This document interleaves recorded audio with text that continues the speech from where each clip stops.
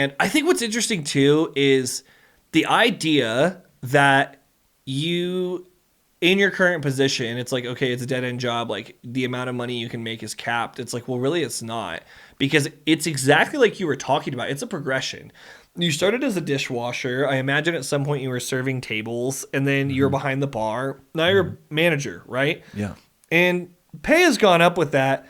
But what bothers me is that if you reduce jobs down to how much you get paid, and like, yes, the only reason we have jobs is because we need money. We wouldn't work if money was not an integral part of our society. Indeed. And at the same point, though, having a job and an ideal job is so much more than monetary gain. Like, in fact, that I would say that the people who are working their jobs because of the dollar sign aren't happy.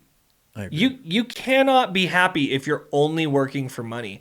I said this in the previous episode. I'll say it again. Like, you have to enjoy and desire what you do for an occupation, because if you don't, it will rip you to pieces. And there has to be a purpose.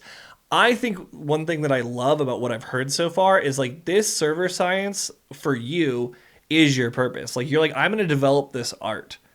And I think a lot of people view like bar management as a dead end job because there's no purpose in their eyes beyond like managing the bar or doing it because you have to. And it's like, that's not the case. That's not the story. Like, there can be so much more to it than that. Absolutely.